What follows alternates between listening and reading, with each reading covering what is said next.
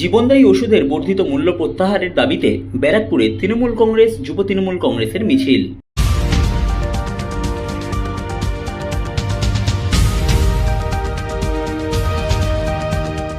কেন্দ্রীয় সরকারের নির্দেশে জীবনদায়ী ওষুধের মূল্য বৃদ্ধির প্রতিবাদে এবং বর্ধিত মূল্য প্রত্যাহারের দাবিতে ব্যারাকপুর শহর তৃণমূল যুব কংগ্রেসের ব্যানারে আয়োজিত হল তৃণমূল কংগ্রেস ও তৃণমূল যুব কংগ্রেসের পক্ষ থেকে মিছিল। এই মিছিল ব্যারাকপুর বারাসাত রোডের রবীন্দ্রপল্লী এলাকা থেকে শুরু হয়ে ব্যারাকপুর বারাসাত রোড ধরে ব্যারাকপুরের বিভিন্ন অঞ্চল পরিক্রমা করে।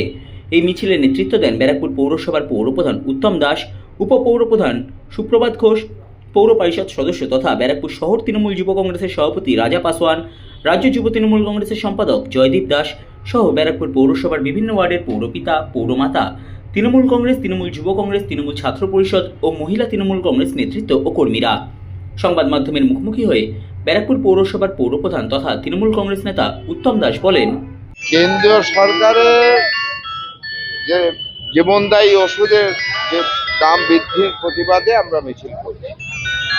কারণ এমনি প্রত্যেকটা মানুষই ওষুধের দরকার।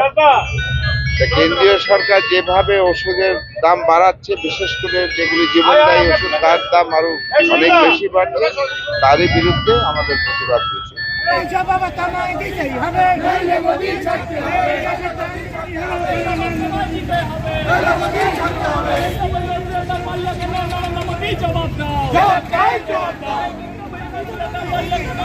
তৃণমূল কংগ্রেস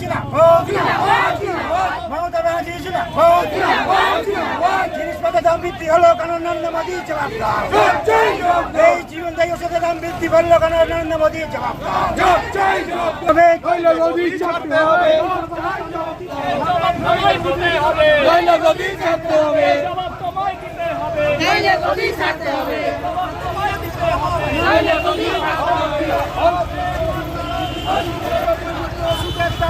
কেন বিজেপি জবাব দাও।